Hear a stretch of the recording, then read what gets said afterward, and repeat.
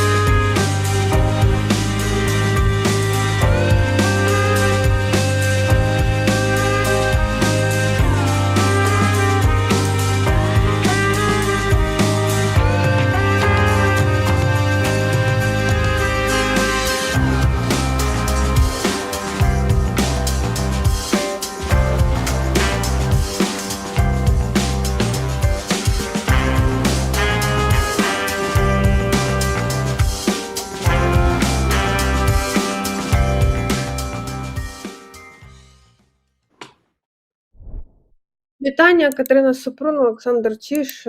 Лютий 24-го року почався.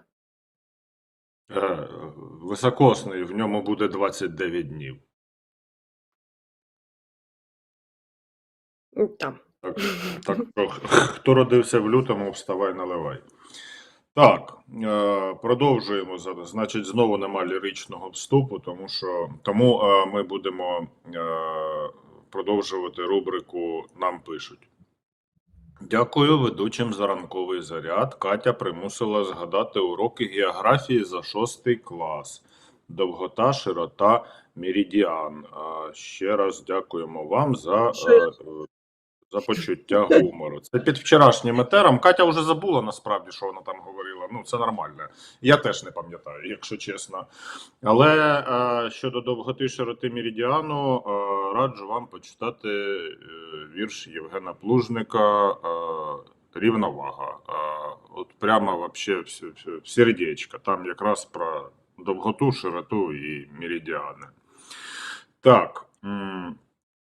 Дякую, уважили старушку Братчуком. Це на вчорашнє замовлення. Бачиш, інтерактив, він працює, в принципі. Якщо ти спілкуєшся з людьми і реагуєш на адекватні коментарі, то все робить, все працює. Орбана треба притягнути до відповідальності. Ну, це не наша справа, скажімо так, хоча ляща я б йому виписав, звісно.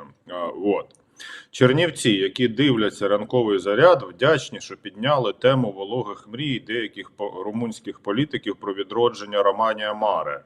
На це треба звертати увагу. Ну, коротше, не так часто ми приділяємо увагу чернівцям, ну, в силу, зрозуміло, знову-таки, тут географія більше працює. В Чернівцях то більш-менш все спокійно, але подякували вам за реакцію. Так. І ось останнє. Дякую. Ну, поки ми набираємо кількість глядачів, я ж тут артистичку включив, так би мовити. Дякуємо за ранковий заряд. Хоч Т9 вперто пропоную лише ранковий секс або ранковий калейдоскоп. Ну, дивіться, у вас є вибір. Який у вас цікавий комп'ютер. Який у вас цікавий Т9. Ви можете вибирати, ніхто нікого тут насильно не тримає, під дулом автомата не примушують дивитися ранковий заряд. Ну, дякуємо, що ви віддаєте перевагу йому. Рубрику закінчив. Що хотів сказати, оці, звісно, кадри з відеодайджеста з події, яка відбулася вчора, вони автоматично викликають сльози. Бачите, у мене затремтів голос. Ну, я маю на увазі обмін полоненими. Тим більше там декілька історій, які дуже давні. І, ну, коротше, я не знаю, як реагувати на все це. Ну, розривають тебе просто зсередині на тряпочки, отак от просто, ну, і розкидують по різні боки, тому що 207 родин вчора стали щасливими, або і в них таке щастя дуже гірке, тому що, наприклад, я думаю, що багато хто про це читав, повернувся військовий, який разом з дружиною потрапив в полон в районі, ну, в Маріуполі. Дружину обміняли в травні минулого року. Ні, не виходить. А Ну, в коли? минулому році там точно щось було. Ну, просто я так розумію, що ця родина загинула під час ракетного удару в Дніпрі в січні, а це був початок Да. минулого року. Відповідно, Ну, дружина дружина загинула. вже на той момент була звільнена з полону і разом з дочками і з матір'ю чоловіка жила в Дніпрі в тому самому будинку, в який влучила російська ракета. На жаль, вона загинула, його мати загинула, і молодша донька загинула, а старша донька чекала на тата. Тому це таке щастя з великим горем одночасно. Ну, велике горе і одночасно щастя, що тато повернувся до дочки до своєї. І там просто я вчора бачила цих купу відео, там, де тато я живий, або там сину я повернуся до лав Збройних сил і так далі. Я просто вже їх не відкривала, тому що я зрозуміла, ну, що я не вивезу просто цього, тому що це емоції зашкалюють, а моя кукуха, вона на межі зараз. Я тебе розумію. Моя кукуха де? Де Розумію. твоя мурчалка? Друзі, якщо ми сьогодні так почали, то, по-перше, ну там поставте вподобайку кокосу. Заочно в углику вона десь ходить тут по цьому палацу. Цей трикімнатному. Нагадаємо вам одразу просто, що треба продовжувати збирати гроші на Збройні Сили України. У нас є збір, який умовно називається «Гільза Залужного», яку там ви зараз Це дуже дивно. А? Ні, я кажу, просто це Ні. дуже дивно, що ти говориш, а показують мене. Не робіть так. Ну, ти красива, тебе можна теж показувати. Ні. Що, знаєш. Ну, я тебе не буду порівнювати з гільзою, давай так. Це просто гільза, яка підписана Валерієм Залужним. Я думаю, що всі ви читали портали, телеграм-канали, які кажуть, що Валерія Залужного на цьому тижні звільнять. І як би там не було, тим більше, ні, стоп, ми не будемо про це говорити. От звільнять, тоді поговоримо. Я про те, що підписана гільза, збираємо 500 тисяч, кожен донейт в 100 гривень або донейти в 500 гривень, які розбиті на 5 частин по 100 гривень, беруть участь в розіграші цієї штуки. Оксані Д. окремо дякуємо за те, що у вас є кошти ще зробити донейт на наш журналістський проєкт. Це взагалі круто. Вот. Мета 500 тисяч гривень. Закінчу думку. 271 160 зібрано, це 54%. Ви ж знаєте, що мене дратує. Тому, хто знає, може виправити ситуацію. Так, це оголошення на початку, які ми мали зробити, відрефлексувати про події. Ну, а далі переходимо куди? До подій в Україні. Причому вони такі, ну, коротше, вони різні. По-перше, ввечері в Харківській області Узкі нанесли удар керованою авіабомбою по території цивільної лікарні в селищі Великий Бурлук Куп'янського району. Пошкодили фасад двоповерхівки, вікна та дах. Там ви бачите фотки від ДСНС, які працювали, ну, звісно, з працівниками поліції та екстреної медичної допомоги. Вони провели евакуацію 38 людей, з них 4 постраждали, ну, ті, які постраждали на місці, надали першу медичну допомогу. Олег, я не пам'ятаю, Синігубов, Олег же ж? Так. Олег, да. Олег Синігубов нам уточнює, що персонал та пацієнти лікарні встигли зреагувати на сигнал повітряної тривоги. А я ще раз нагадаю історію про Дніпровський пологовий, де в цей день, 29 грудня, народилося 4 малят.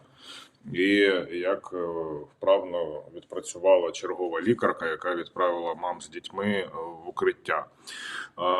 Вчасно відреагували, значить, на сигнал повітряної тривоги, тому загиблих немає. Пацієнтів було евакуйовано, частину розміщено в інші заклади. Ті, кому дозволено за показаннями медиків, перебуватимуть на лікуванні амбулаторно. Ну і ліквідація наслідків цього удару по медзакладу триває.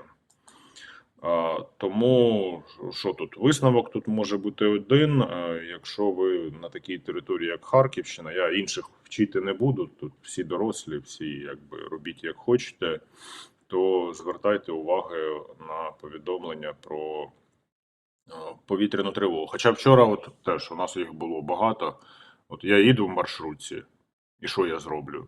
От я просто їду, пересуваюся. Зробити нічого не можу. Просто сидиш і сподіваєшся, що це там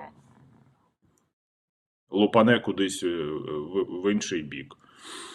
Так, і ще ми тут з пані редакторкою знайшли опитування якраз харків'ян про, але воно цікаве, цікава тема вибрана. Харків'яни про білгородців і їх реакцію на ракетні удари по Харкову.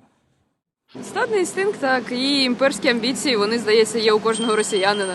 Як то кажуть, ніщо так не радує, да, як невдача близького. Це дуже печально, коли люди так радіють смертям інших людей. Наши многие радуются, когда там летает, и аналогично они радуются, когда здесь.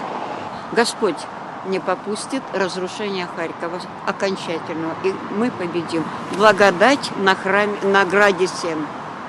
Я до них ніяк не відношусь. Це для мене нелюдь. Хворі люди. Вони просто не розуміють, про що вони кажуть. Тобто вони реально не розуміють, що таке смерті, що таке, коли гинуть діти, що таке, коли гинуть дорослі, старі, малі. Не просто військові десь там, а тут.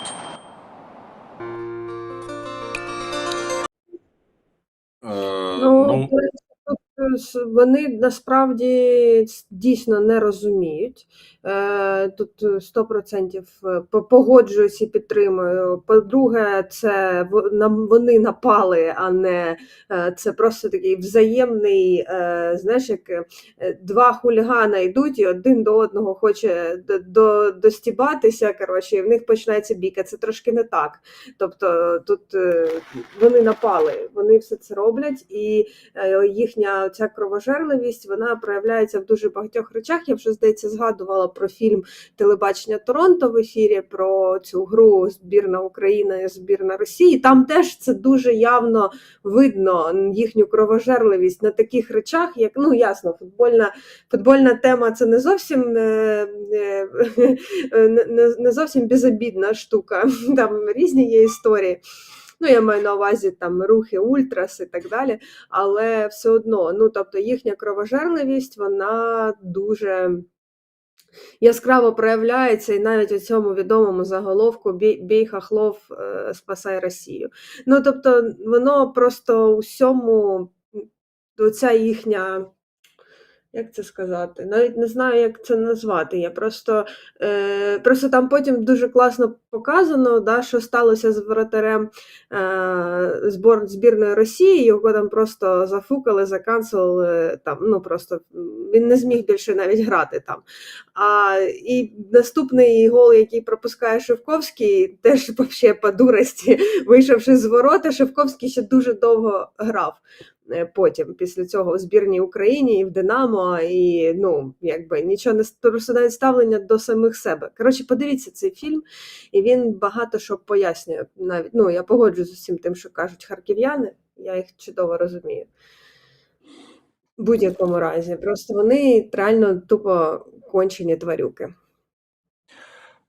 Росіяни. Тут важко щось заперечити. Я просто ще раз, пам'ятаєте цей, боже, це коли ці флешбеки, коротше, коли ти пам'ятаєш багато всяких дивних речей. Господи, кореспондент 1+1 про Єйськ, коли впав літак в Єйську, там майже в житловий будинок, от, він згадав історію, як вони працювали. Єйськ – це інший бік Азовського моря. Як вони працювали колись під прикриттям, ну, типу, анонімно, не афішуючи, що вони українські журналісти. Якраз Він про рибалок. Ага. стояв на берегу і спілкувався з росіянином після історії, коли обстріляли рибальський човен український. Там, по-моєму, хтось загинув, хтось потрапив в тюрму російську чомусь, непонятно чому. І він спілкувався з простим росіянином, який сказав: «От би їх всіх перестріляти». Вот. Ну, і він тоді офігел, звісно. А це ще було, ну, на секундочку, це ще було навіть до 2014 року. І він почав з ним спілкуватися і питати, чого, а той каже: «Так а що вони? Їх треба всіх розстріляти». Ну, от і вся логіка. Поэтому там сьогодні, кстати, ну, зараз ми до цього перейдемо. Те, що вони не розуміють, ну, повертаючись, да, закільцьовуємо цю історію. Те, що вони не розуміють, це факт. І коли вони дивуються, що там літають якісь дрони у них над головою, ну, у них, коротше, причинно-наслідкових немає, не працює воно. Так. А у нас є, і воно працює, і ви побачили результати удару росіян по медзакладу на Харківщині. Загалом, знаєте, ніч пройшла спокійно. Було лише 4 шахеди, з них 2 знищили повітряні сили України, власне, на Харківщині. Очевидно, що 2, ну і очевидно, що один із них прилетів цей Великий Бурлук, селище, де був цей медзаклад. От, така історія. І є у нас ще актуальні цифри, але там багато числівників, тому я пропоную тобі їх зачитати. Так, станом на ранок 1 лютого 2024 року. Що ми знаємо? Ми знаємо, що було знищено 1000 окупантів, це 386 230 всього з 24 лютого 2022 року. Кокос. Значить, мінус 12 танків, мінус 16 Він просто бойових допомагає броньованих знищувати машин. окупантів. Да, знищувати книжки. Мінус 12 танків, мінус 16 бойових броньованих машин, мінус 33 артилерійські системи, мінус 2 реактивних системи залпового вогню, мінус 36 безпілотників оперативно-тактичного рівня, мінус 1 крилата ракета, десь в районі Кривого Рогу її знищили, мінус 36 автомобільної техніки та цистерн з паливно-мастильними матеріалами та 10 одиниць спеціальної техніки. Це от є результати роботи Збройних сил по ворожих цілях станом на 1 лютого. Ну, тобто, якщо буде по 1000 за день, то лишається 14 днів, от, і буде ювілей, так би мовити. Але але все одно, я так розумію, що до річниці вторгнення, роковин вторгнення, ні, річниці поки що. що річ, так. Да, Встигнуть Збройні сили встигнуть попрацювати. 400 тисяч. Так, тому їм треба допомагати. Так. Нагадуємо, от ви просто котики, що ви не забуваєте поповнювати оцей донейт на Збройні Сили України, де розігрується гільза, підписана Залужним. Люди, які ще на журналістську роботу донейтять, взагалі герої, я вважаю, тому ви молодці. Продовжуйте.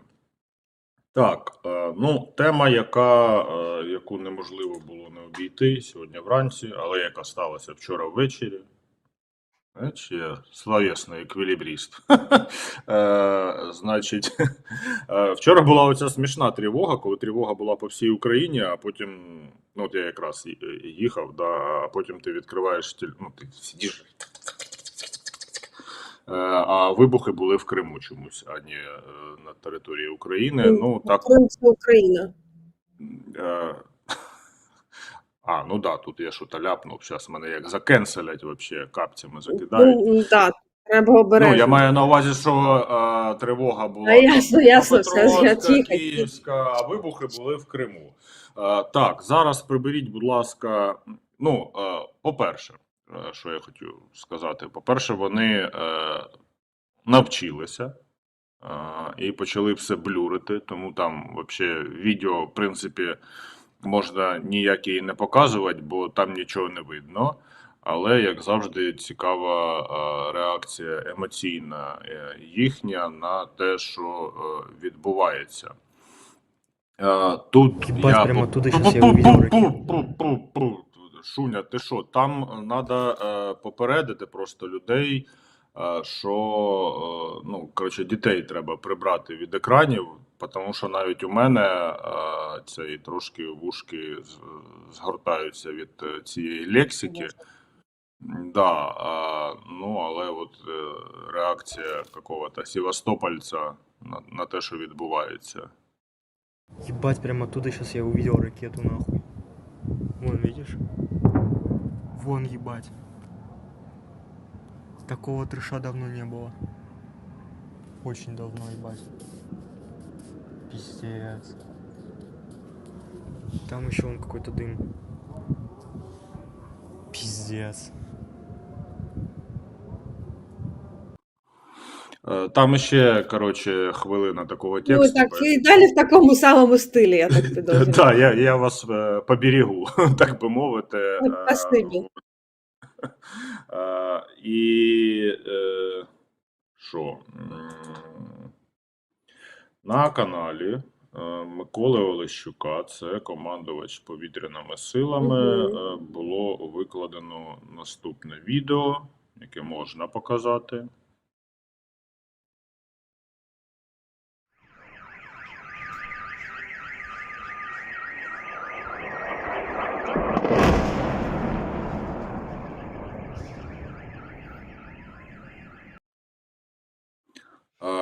Як ви розумієте, вони ж все позбивали там за офіційними заявами. Ну, Це конечно. все ясно, понятно. І Микола Олещук написав наступне. А ви знали, що у складі повітряних сил Збройних сил України є 204-та Севастопольська бригада тактичної авіації. Так от, її штатне місце базування – аеродром Більбек. Хто не пам'ятає, в 2014 році там теж відбувалися оці всі події, звідти все починалося. Українські авіатори обов'язково повернуться додому на рідне литовище. А наразі дякую всім, хто долучився до очищення Криму від російської присутності. Подробиць ми поки не маємо. Як завжди, почекаємо 2-3 дні. Супутникові знімки покажуть, як завжди. Да, колись сніг зійде, покаже, хто де. Як там росіяни писали? 17 ракет збили над акваторією Чорного моря і 3 над Кримом, чи якось так щось. Вони там просто збили якусь, ми бачили, там просто на відео видно, прям як збита ракета по такій прям рівнесенько так влітає в аеродром. І вже, судячи з усього, вона не перша туди влітає. Тому тут таке діло. Почекаємо. Подробиць нагадаю, що вчора ми якраз розповідали, що Стратком напередодні 30 січня повідомив, що було знищено радіолокаційну станцію до системи протиповітряної оборони в Роздольному. І на наступний день, будь ласка, вам Бельбек передає вітання аеродром. Окей. Цікаво, подивимося. Так. І що, продовжуємо тоді рубрику «Білгород в огнях», тільки вона переміщається в Донецьк. Просто цікаве повідомлення з російського пабліка. В результаті обстрілу подстанції наблюдається просадка напряження. Некоторые райони города обесточені, там є відео, по-моєму, да?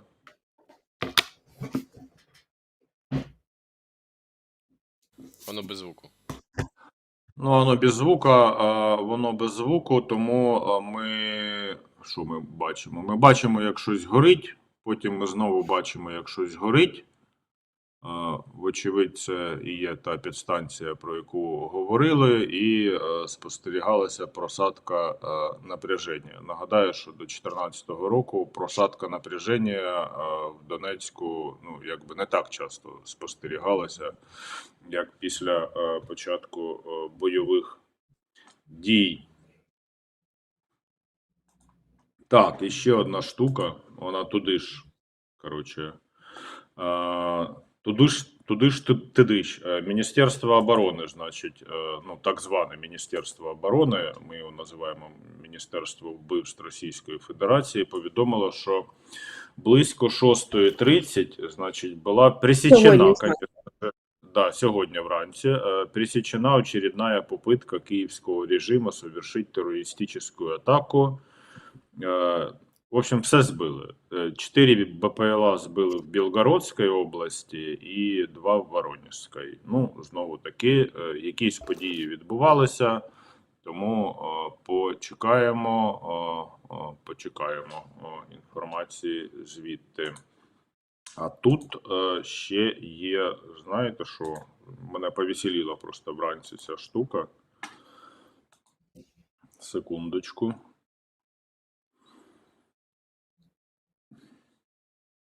Так, За давайте, повідомленнями з...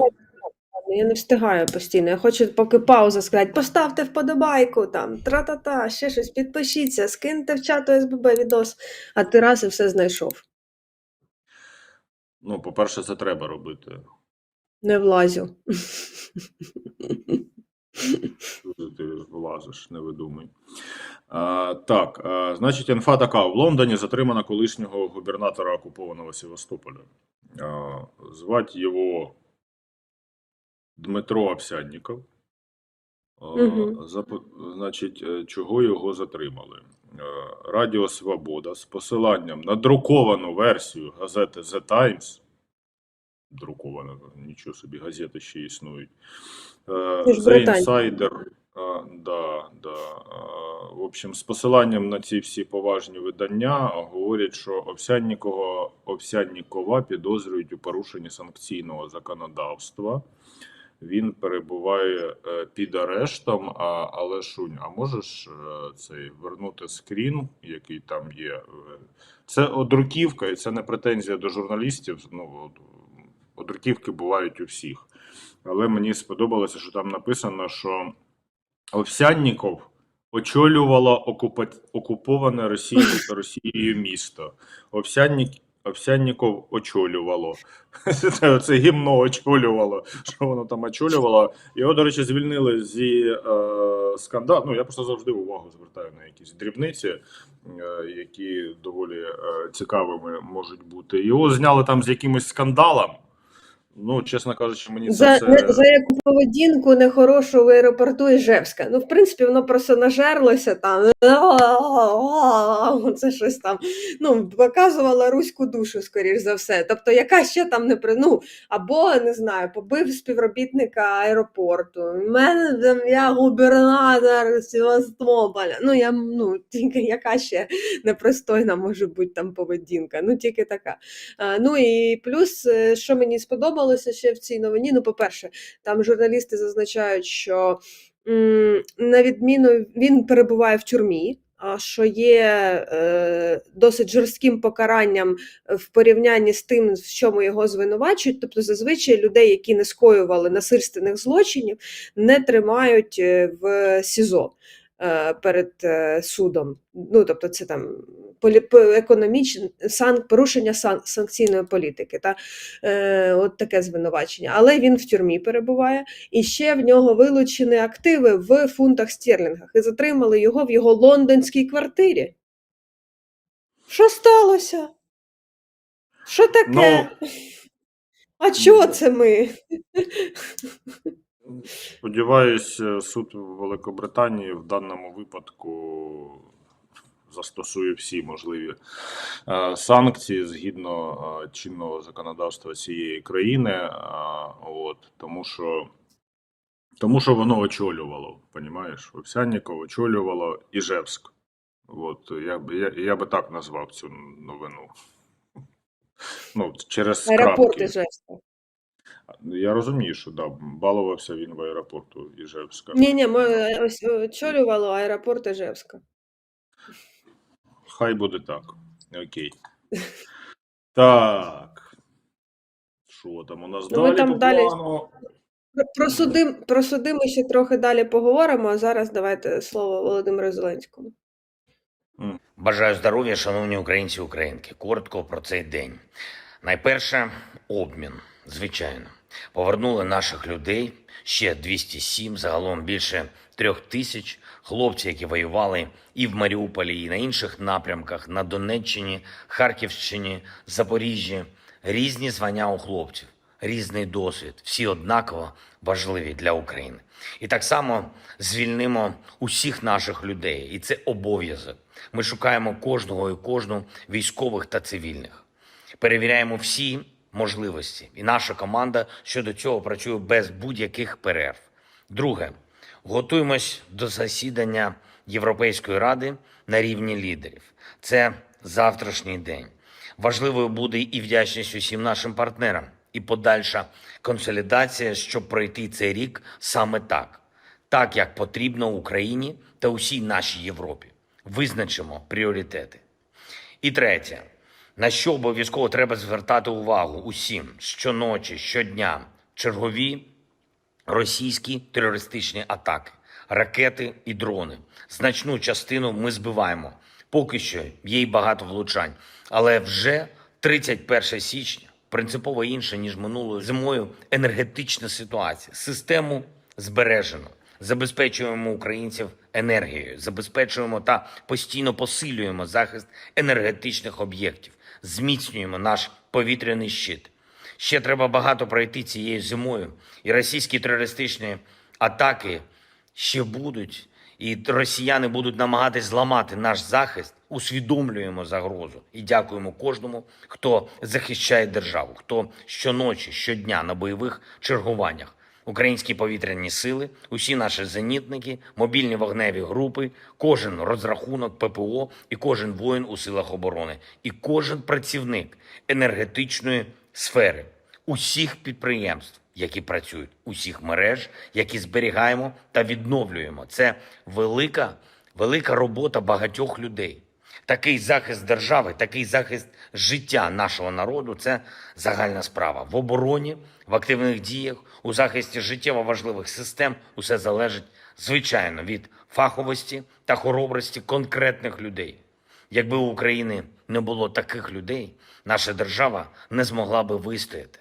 Але завдяки таким людям, завдяки нашому такому народу, Україна стоїть, Україна захищається, Україна досягає власних цілей у війні. Я дякую всім, хто воює та працює заради держави, усім, хто допомагає і хто додає свої інтереси у єдність із усіма іншими в Україні. Успішний захист держави – це завжди загальна справа. І українці вміють долати складнощі. Усе подолаємо, як вже багато подолали. Завдяки усвідомленню спільних інтересів, державних інтересів. Я дякую всім, хто в Україні та з Україною, хто вірить, б'ється та здобуває результат для нашого народу. Слава Україні!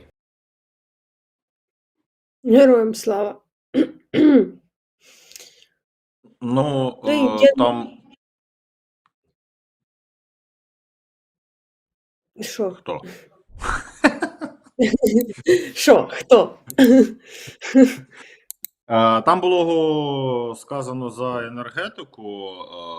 Я просто боюся наврочити, ну але давайте так, 2 місяці зими пройшли, і пройшли вони не так, як 2 місяці минулої зими, ну, об'єктивно. Хоча не без складнощів, звісно. Будемо сподіватися, що лютий також так пройде, і будемо сподіватися, що не буде великих морозів.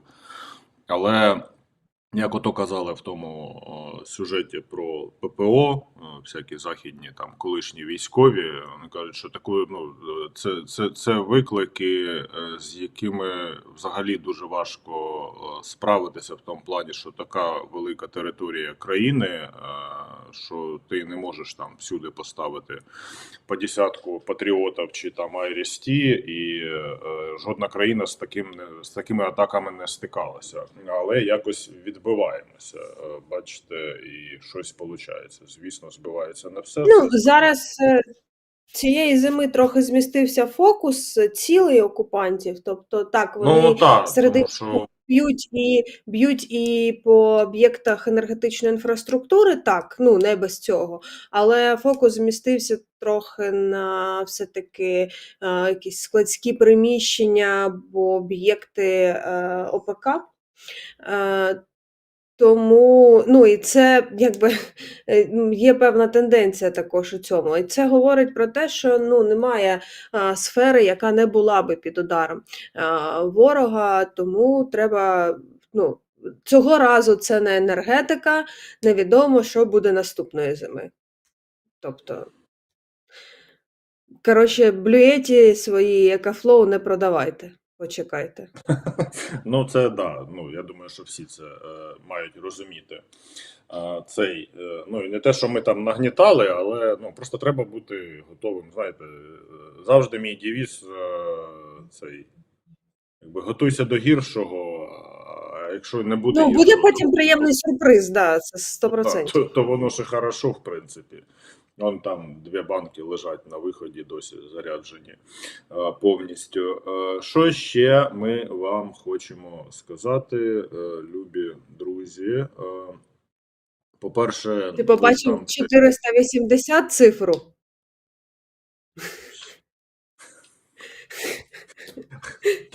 А може хтось нормально от закинути 20 гривень у вас є, закиньте нормально, щоб цифра була. Ну, зараз майже. закинуть багато разів по 20 гривень і буде знову І знову некрасиво. буде не те. Ну і нормально, тому що маленьких донатів не Головне буває. це зібрати. І це правда. Так. Да, і головне це закрити цей збір. Ми будемо нудіти в етерах про це постійно, нагадувати вам. От, і власне вже нагадали. Ще одна штука, про яку треба сказати сьогодні в етері. Сьогодні, 1 лютого, о 13:00 відбудеться такий собі етер поза етером, неформальне спілкування з командою Скрипін.ua. Хто там? Там ви побачите, коротше, людей. Це закритий етер для патреонів. Я нагадую, що найпростіший шлях задонатити на Скрипін.ua – це в Патреоні записатися на Патреона. Вот. Дякую, пане Євгене. Фух. Мені стало легше. Закритий етер для патреонів 13:00 сьогодні відбудеться, тому хто хоче бачити те, що відбувається за лаштунками всіх процесів на проєкті, можете сьогодні встигнути підписатися. Я думаю, так це працює, і тоді ви поспілкуєтеся також з іншими людьми, які працюють. Ми нагадаємо, що там не тільки оці 5 говорящих голов в етері сидять, а команда набагато більше, і весь процес потребує більшого долучення людей. Ми вам будемо вдячні, тому давай так, спочатку Влад, це я побачив Влада, Шунь, спочатку, інструкція, як стати патроном на Патреоні, а потім анонсовий ролик.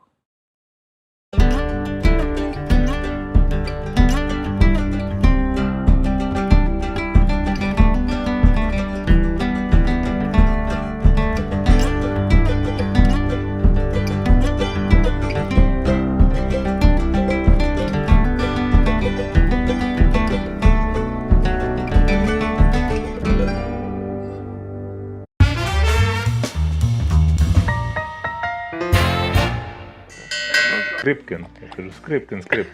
Бачите оце? В нього є ім'я. Отак.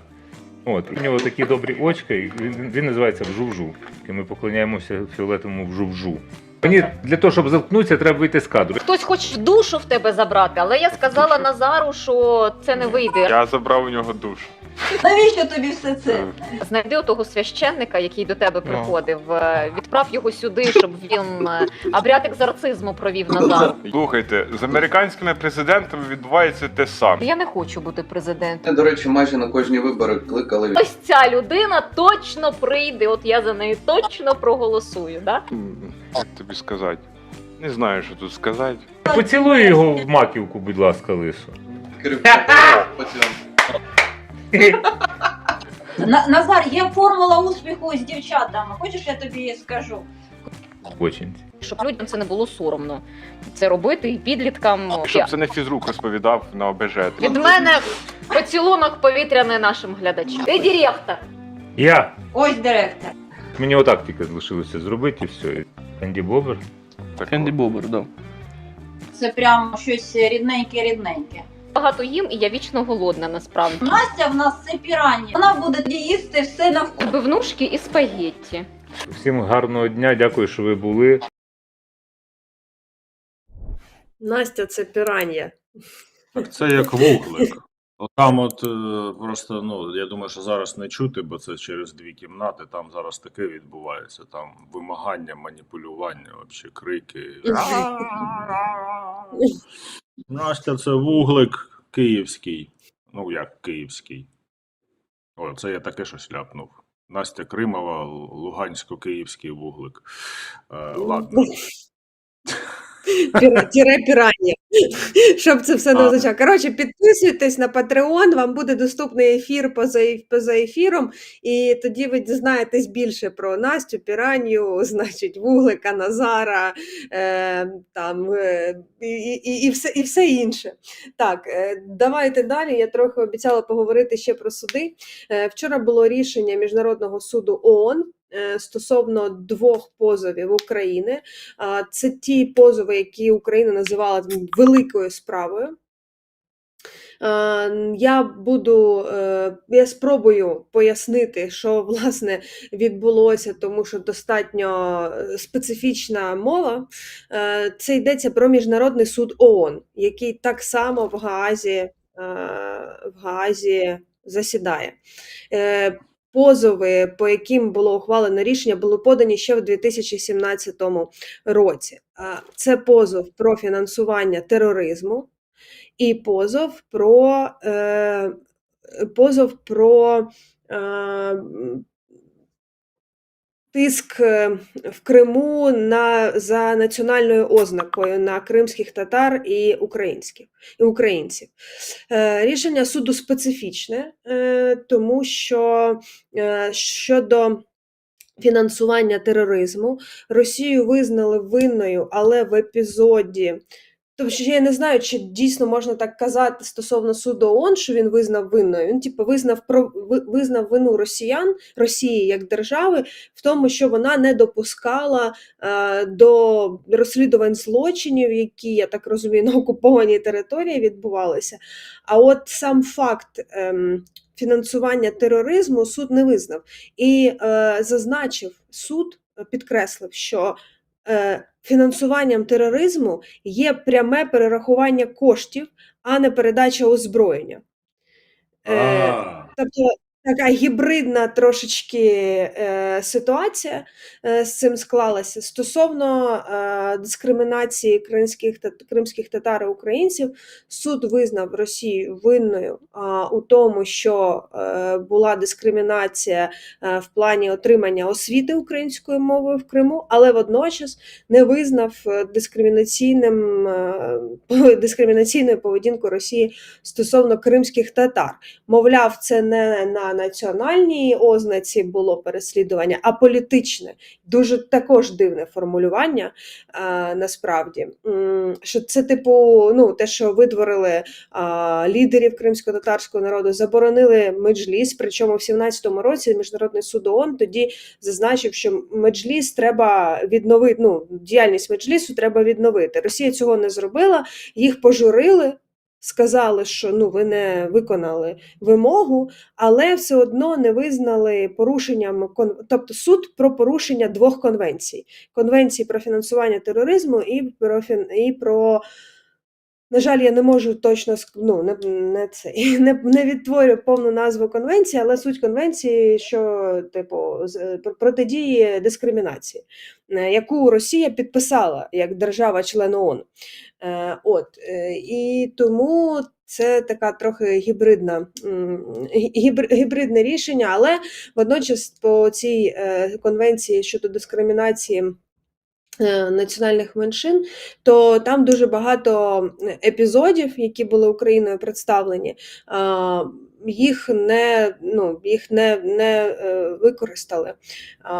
Водночас будуть коментарі ще суддів Міжнародного кримінального, це не Міжнародний кримінальний суд, Міжнародного суду ООН, тому що не всі були згодні саме з таким висновком, але це ж колегіальне рішення. Далі Антон Кориневич пояснить, власне, суть ухвалених рішень такою юридично-дипломатичною мовою.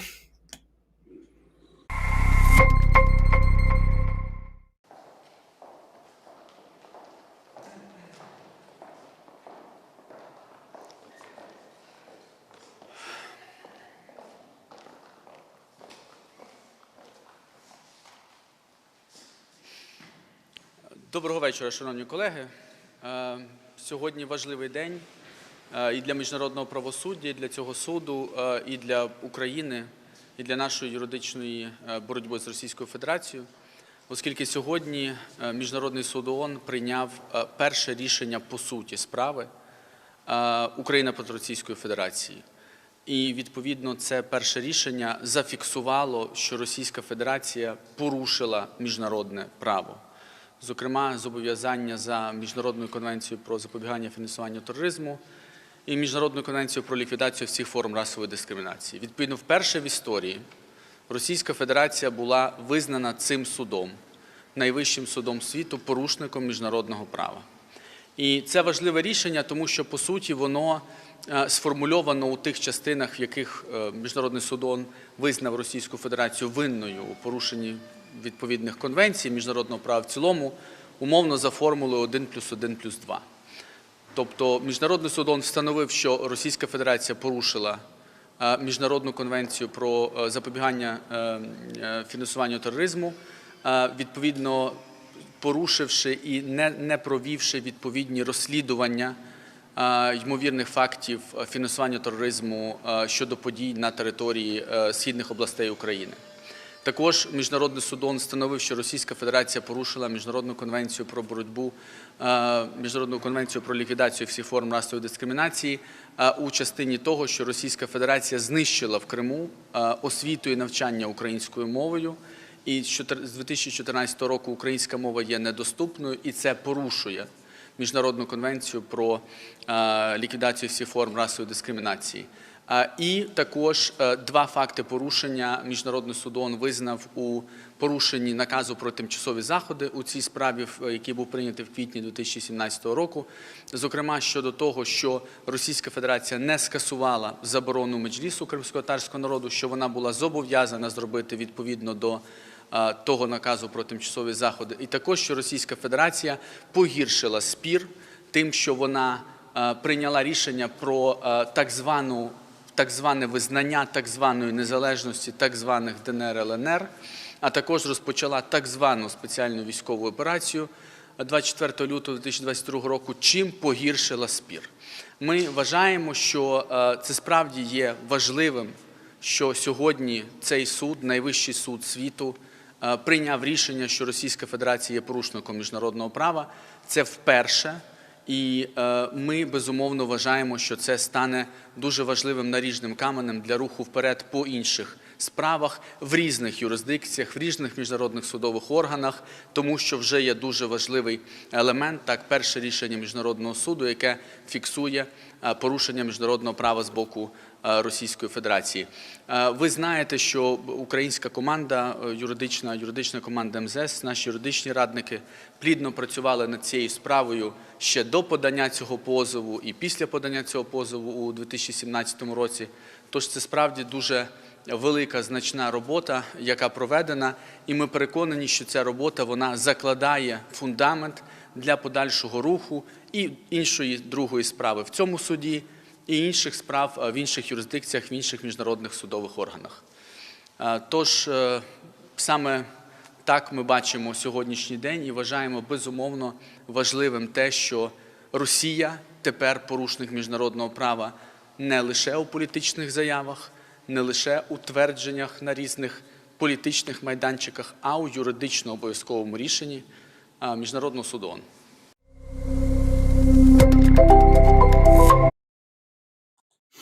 Ну, тут треба зазначити, що Антон Кореневич, він як посол з особливих доручень Міністерства закордонних справ, він ще був представником президента з питань Криму певний період до цього. Він дуже відомий насправді серед людей, які займаються саме міжнародним правом. Дуже багато робить роботи в цьому напрямку. Ясно, що він як дипломат, тепер українські дипломати будуть використовувати ці рішення для того, щоб в подальших справах, які будуть розглядатися і в цьому суді, і в інших судах, і в Міжнародному кримінальному суді, використовувати сам факт того, що Росія є порушником міжнародних конвенцій.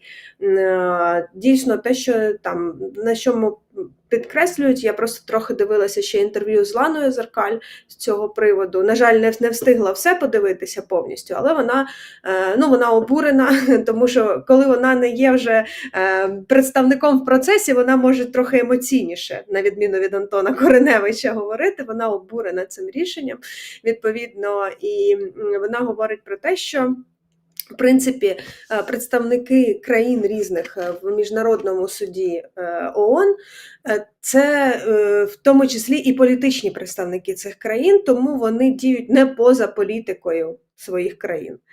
Не можна так прямо сказати, що їх рішення їм диктують їхні столиці. Ні. Але все одно певний зв'язок є. І таке рішення, коли вони сказали, що фінансування тероризму – це не передача зброї, а саме перерахування коштів на рахунки, це можливості для певних країн захистити свої проксі, які в них є. Для того, щоб вони не були обвинувачені за такою самою схемою, за таким самим прецедентом потім у фінансуванні певних своїх проксі, скажімо так. Ну, а стосовно Криму і кримських татар, це досить дивна насправді позиція, але знову ж таки ще є позови, які Україна відстоює. Ну, сам факт порушення є, це вже можна використовувати, але так, неприємно. Тобто тут і перемога, і зрада одночасно. Ну, там в чаті вже багато всього пишуть про ООН і рішення, і все таке. Це понятно. Там, до речі, Лана Зеркаль сказала, що ми можемо як завгодно ставитись до ООН, і зрозуміло чому, але для багатьох інших країн це має значення. Ну, тобто, якщо ми хочемо, щоб Росія в міжнародному, в компанії людей, які все ще вірять в міжнародне право, була визнана країною, яка порушує конвенції ООН міжнародні. Тобто ми це знаємо, ми про ООН вже почули і побачили все, що могли почути і побачити, спасибі. Але є інші країни. Ну, я скажу свою думку суб'єктивно. Ну, по-перше, ми зі скепсисом до всього цього ставимося. По-друге, цю роботу треба робити, тому що поки діють ці правила, поки не придумали нових правил і нових організацій, давайте робити корисні для країни дії в межах цих правил. Те, що це майже ні на що не впливає, я думаю, що ми теж чудово розуміємо, тому тут така історія складна. Що це нам дає, я, чесно кажучи, взагалі не розумію. Росія не виконала рішення 2017 року. Це формально, знаєш, це як, пам'ятаєте, суд в Страсбурзі по газу, по контрактах газових, да? Тобто Да, там дійсно була фінансова складова в цьому, але крім того, що вона ж це мала ще й політичне значення, тому що потім в будь-яких міжнародних інстанціях, міжнародних судах рішення суду по Страсбургу можна було приносити і казати: от, Страсбурзький суд визнав їх винними, тому ми вимагаємо розглянути оці норми, ввести санкції проти там певних осіб, там, ну або компаній, там і так далі. Тобто глобально дійсно ніяких відшкодувань або якихось інших речей ну не буде. А далі це дасть можливість українським юристам, які от воюють у цьому міжнародному в цьому міжнародному карнавалі, значить, намагаються довести те, що Україна поруч з нами це тупо відірвані від реальності тварюки, ну, для них це інструмент. І як ти правильно сказав, поки ми от в цих правилах існуємо, треба їх використовувати для того, щоб зробити певні кроки. От, тим паче є Міжнародний кримінальний суд, де Путіну видали ордер про арешт, і так само в цьому суді от рішення Міжнародного суду ООН про те, що Росія є порушником міжнародних угод, воно може мати якусь аргументацію. Але все це, я розумію, всіх на все. В коментарі прийшов Ігор Чаленко, ну, відома людина, яку ви могли бачити, привіт, Ігоре, могли бачити на багатьох телеканалах. Він пише, що про фінансування тероризму суд правий, читайте статтю 1 Конвенції. Тут же ж історія просто про те, що от це те, про що ми говоримо з Супрун. Читати конвенцію можна. Да? Конвенція – це там перелік якихось правил, Стоп, які... Два слова. Ми не кажемо, що суд не правий. Ми кажемо про, що фактаж от такий. Ну, тобто... А я кажу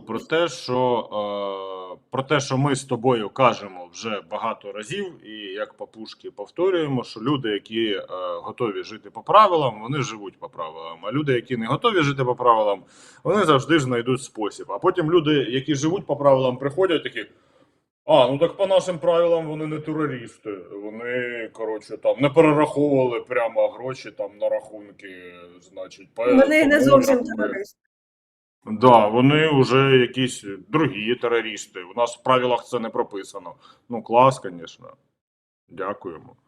Дуже дякуємо. Ну, знаєш, там ця фраза ускладнили спір тим, що почали спеціальну воєнну операцію. Ти такий. Ускладнили спір. Ну, я розумію, що це, юридична мова, і навіть це не вплинуло на, типу, рішення суду, ускладнило спір. Просто от приходить сповіщення в телефон. На Херсонщині через обстріли з РФ за добу поранено 6 людей. Ускладнили спір. Ну, так. А потім ще оця штука про Іл-76, типу, ООН сказала, що не може перевірити інформацію. Ну, вибачте. Це теж, напевно, ускладнює спір. Ну, коротше, ми розуміємо, про що ми говоримо, насправді. От такий у нас світ, а враховуючи те, що ми розуміємо, про що говоримо, я вас ще раз попрошу долучитися до збору, який називається «Гільза Залужного». Це збір на ЗСУ, треба зібрати 500 тисяч, а ми підходимо до 9-ї години, загальна національна хвилина мовчання в пам'ять про всіх, хто загинув на цій війні, ускладнивши ООН спір.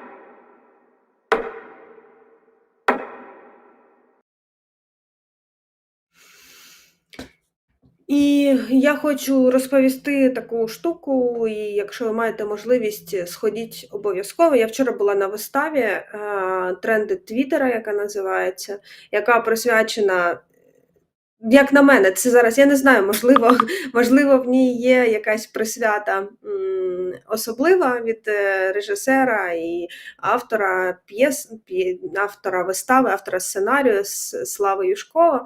Можливо, в нього є своя присвята, але мені здається, це все присвячено нашим кукухам і тому, як ми тримаємося весь цей час і на чому. Дуже яскрава про нас зараз, тут і зараз, про все те, що ми переживаємо і відчуваємо, про всі ті дискусії багато, які йдуть у нашому житті, і в тому числі і про ООН також. Тож сходіть в Дикому театрі «Тренди Твіттера», якщо вона або якщо вони будуть гастролювати раптом таке відбудеться, обов'язково скористайтеся цією можливістю. Дуже достойна п'єса, це дебют авторський і режисерський, і як сценарію саме п'єси, тому що Слава Юшков – це автор сценарію того смішного мікросеріалу «Тамара, нормальна русская женщина».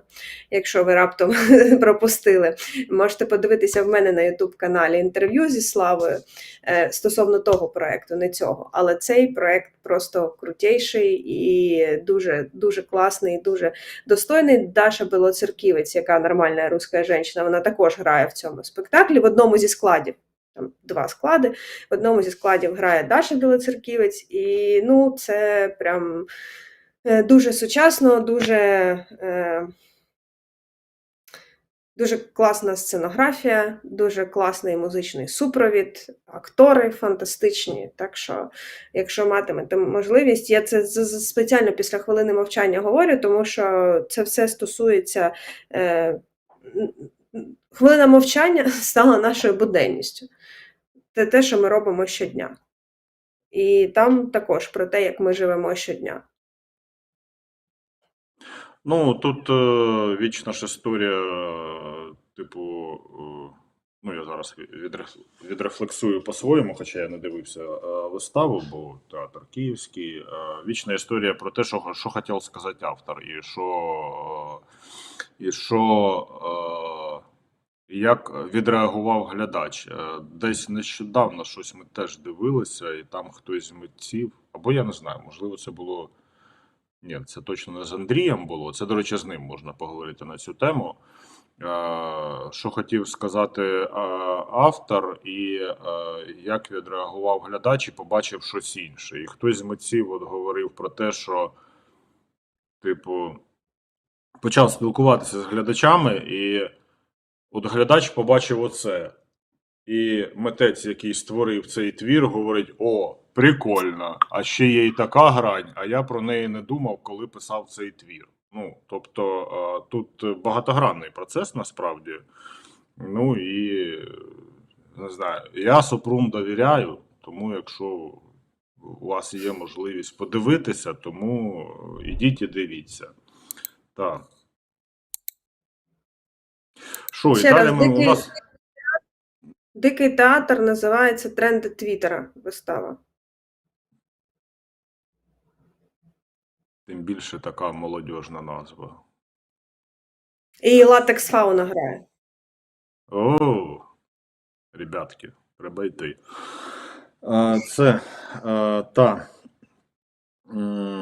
Так, дивіться, взагалі, якщо ви думаєте, що ми сидимо і трендимо просто в етері, то у нас є певний сценарний план. Далі у нас є рубрика, на який ми, схоже, забили. Далі у нас є рубрика, яка умовно називається «Війна», але там може бути і про війну, і про все на світі. Є коротесеньке інтерв'ю з сапером 46-ї бригади десантно-штурмових військ. Багато говорять про те, що росіяни все замінували на півдні, а це про мінування і як воно працює з нашого боку.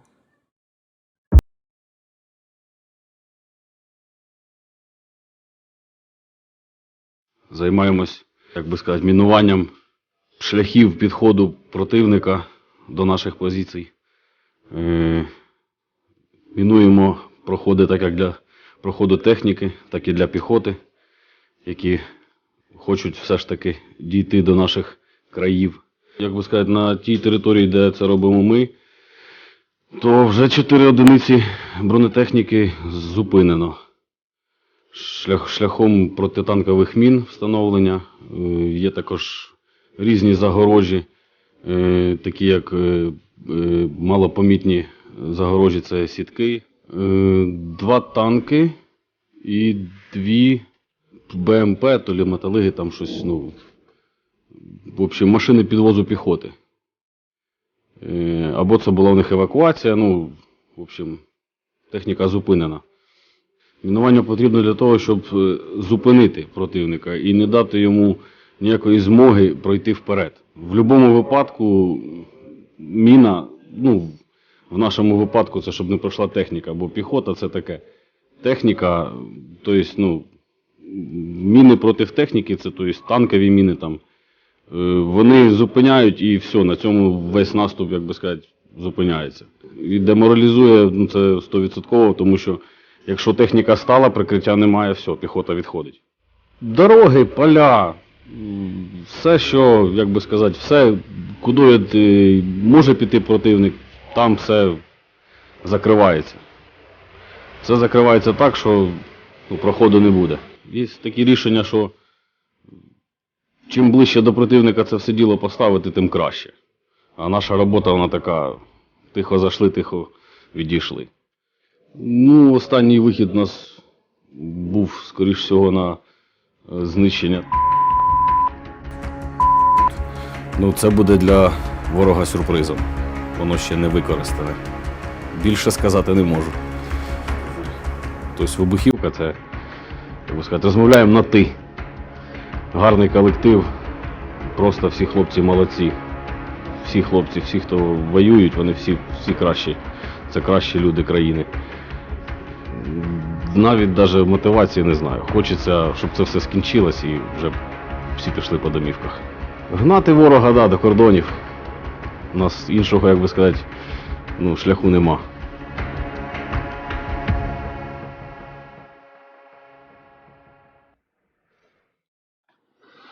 Там, якщо ви згадаєте історію зі штурмами Вугледару, і там по відео навіть їх там 100 тисяч мільйон було викладено, то дуже багато техніки було знищено саме завдяки мінерам. І це дійсно важлива робота. Мені сподобалася його реакція. Вони ще не знають, що ми зробили, знаєш таке.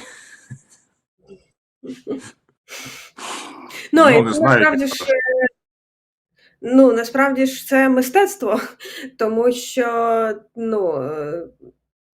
певні шляхи, в певний спосіб мінують для того, щоб максимально нанести ураження техніці, щоб вона не могла рухатися далі, щоб вона там заблокувала проїзд наступної техніці.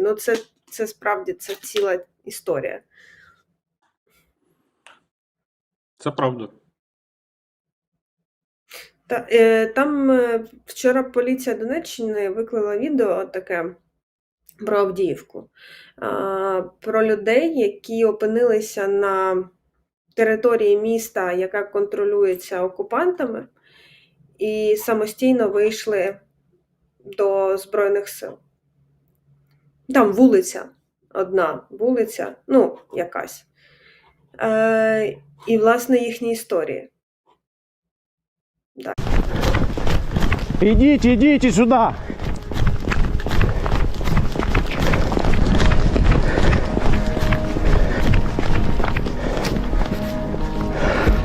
Зустрічаємо людей з вулиці Сфальти, Чернышевська. Привіт, мужики! Що ви, живі всі? Опускайте руки. Да свои. А у тебя что, ранено? На ноги падає.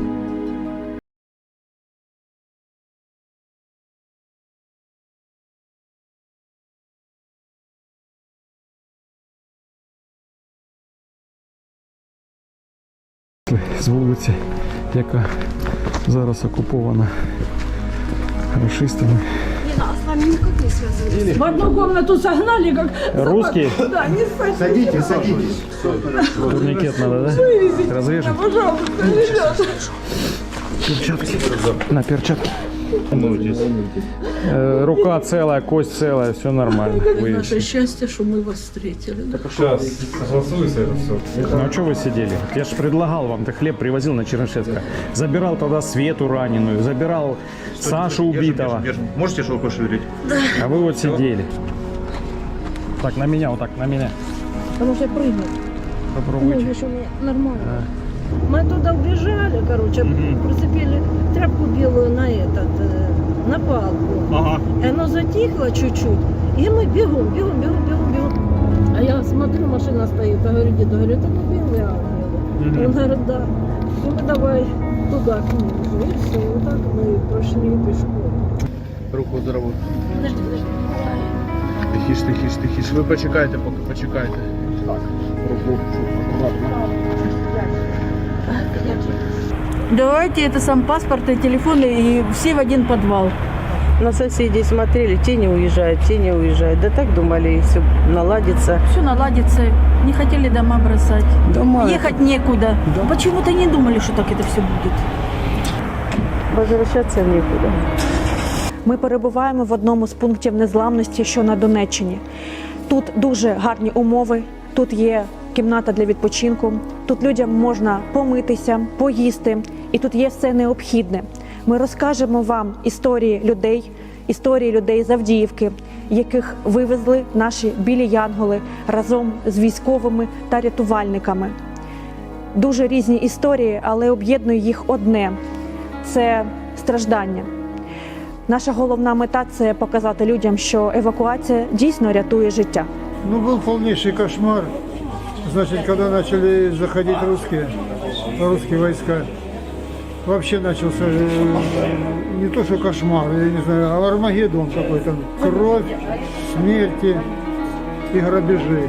Все вышли на этих ребят, которые возят это самое, и они нас привезли сюда. Я думаю, наверное, в Авдеевку не возвращаться. Я так думаю.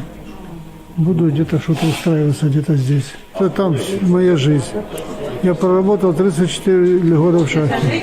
Все, что я сделал для дочери, дочь единственная, для себя, это все уничтожено.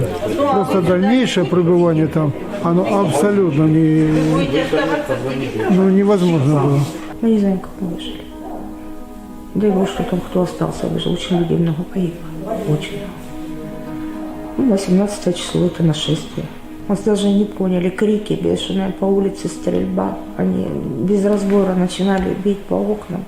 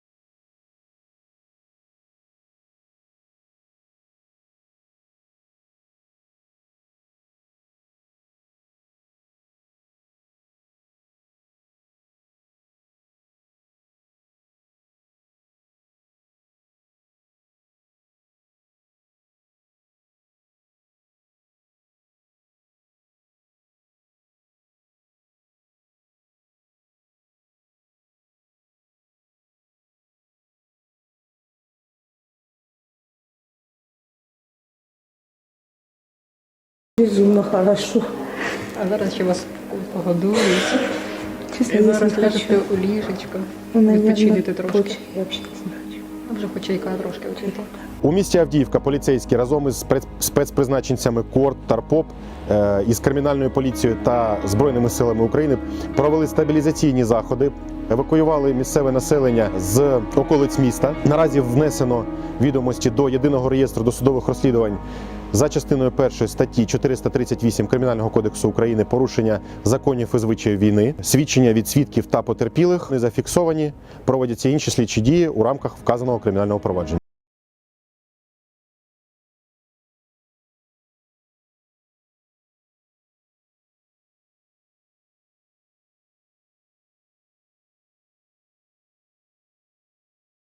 Було надано допомогу близько 100 особам. Допомога надавалась у вигляді гуманітарної допомоги, психологічної допомоги та медичної допомоги. Станом на зараз ситуація в місті Авдіївка залишається складною, але контрольованою. Сили оборони тримають міцно фронт.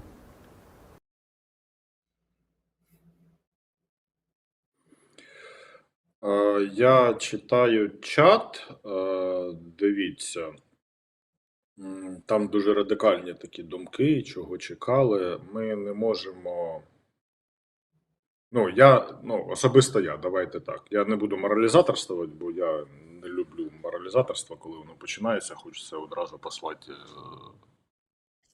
вслід за російським кораблем. Я не можу давати оцінку діям цих людей. Тому що ситуації різні, там от же ж історія про маму, яка просто відмовлялася виїжджати, і ти її не кинеш, і у кожного своя історія. Загалом ми розуміємо, що, вочевидь, дарма вони чекали чогось. По-перше, не всі вони ждуни, як ви там пишете в чаті, не всі, тому що ситуації життєві бувають різні. Загалом, звісно, зрозуміло, що жити в місті під артобстрілами в підвалах – це не хороша історія, це я так м'яко кажучи, але оцінювати вчинки цих людей – добре, що вийшли, добре, що живі, не всі. А скільки не вийшло? А скільки не живі? не вийшло? А скільки не вийде? А скільки волонтерів Постраждало. загинуло, допомагаючи таким людям? Тут багато питань, багато викликів, відповідей нема. Так. Але це та штука, яка, це нікуди не подінеться. Так, частина, бачите, ми не думали, що буде саме так. Я теж не хочу давати оцінок цим людям, тому що вони пережили пекло. Добре, що вони зараз вже в безпеці, і було би круто, якби їхні історії стали прикладом для інших людей, які могли би вчасно ухвалити відповідні рішення для себе і виїхати з-під обстрілів, вивезти дітей, щоб потім поліція не їздила і не шукала, де там є діти чи нема дітей, і все таке інше. Тому тут... Просто вчора там Путін, що там в нього була прес-конференція, пряма лінія, чи що там в нього було, він там хвалився, значить, цією вулицею в Авдіївці. Захопленою чи не захопленою, чи вона під контролем там росіян, чи як, але радів дуже. Так. Друга армія світу. Менше з тим. Дивіться.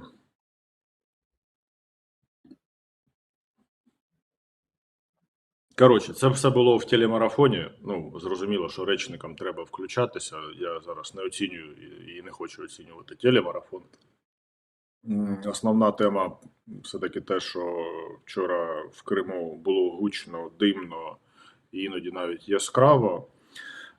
Наталка Гуменюк, ця речниця Сил оборони Півдня, у неї там якийсь титр взагалі розтягнутий на все моє життя, просто будемо її так називати, сказала наступне, що ЗСУ вдалося ускладнити та уповільнити логістику ворога І це призводить до того, що втрати ворога більше, ніж способи поповнення його ресурсів. Ну, загальні фрази зрозуміло, але треба усвідомлювати, що на лівобережжі, ну, мається на увазі Херсонщина, я так розумію, у росіян багато ресурсів для поновлення, хоча є складнощі з внутрішньою комунікацією та морально-психологічним станом окупантів. Каже, що окупанти розосереджують судна, ну, тобто не в одну купку, як раніше було, а розосереджують. І говорить про те, що в Криму вчора знайшли прихисток 5 ракет. Що б це не означало, ну, там деякі з них ми бачили. Зрозуміло, що деякі з них збивалися. 5 влучань, можливо. Ну, з нашої логіки це приблизно так. А як воно там було, то ми не знаємо, але бачимо і на тих фото і відео, які вилізли в мережу, що вони такі були, хоча зрозуміло, що і збивати ракети вони також вміють. І, ну, це війна, це якби військові процеси. Так, що ще? Значить, рубрика Animal. Егегей, трошки відходимо від того відео, яке ми бачили з Авдіївки, емоційні гойдалки, вся оця штука. От вам песик від військового, який переслав його мамі. Собачка від військового з Донеччини приїхала в родину до мами військового. Да, дякуємо. Фірмі U-Animals. U-Animals. Да. Дякую. Мій син знайшов її по дорозі, їхав, каже, вийшла собачка, каже, посеред дороги стала. Я, каже, її забрав з собою, каже, привітна така. Побачили на фотографії його, і каже, може, ти передаси нам його. Ось, дякуємо. Нам привезли, здорова, гарненька. І баба бажає вам крепкої, щасливої дорожки, удачі, хай вас Господь охороняє, дітки. Дякую. Хай вам Господь дає І вам добрих. хай Бог здоров'я дає. От, в принципі, цим можна було би і завершити. Боже, це просто така... Собака взагалі не... Я тобі скажу так, що ця собака от взагалі на вуглика не схожа.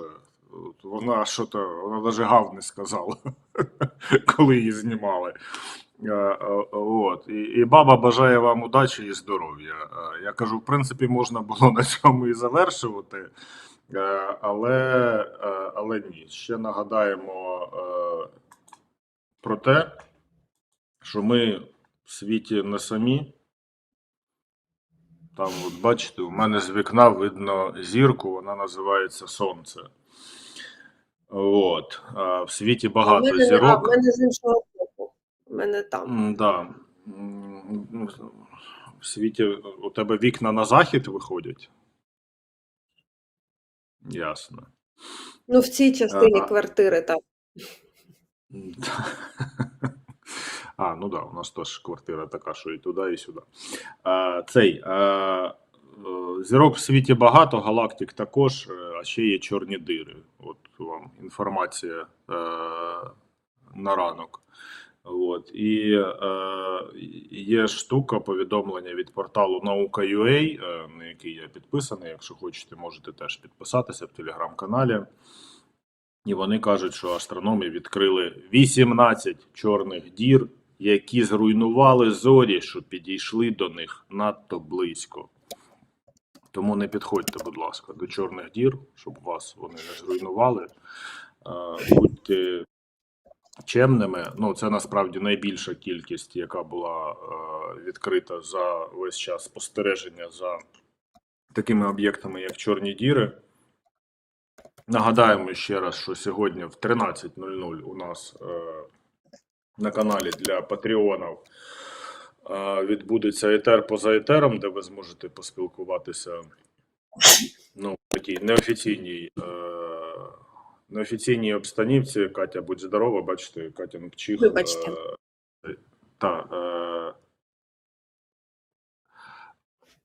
говорить, що я говорю правду. От, ставайте нашими патронами на Патреоні, у вас ще є шанс долучитися до цього процесу. В 13:00 відбудеться етер поза етером. Ми вам з Катериною вдячні, що ви були з нами. Так, а сьогодні що у нас? Четвер. Окей, з Катериною ми побачимося в понеділок. Бережіть себе, будьте чемними, ухиляйтесь від російських ракет і шахедів. Па-па. Пока.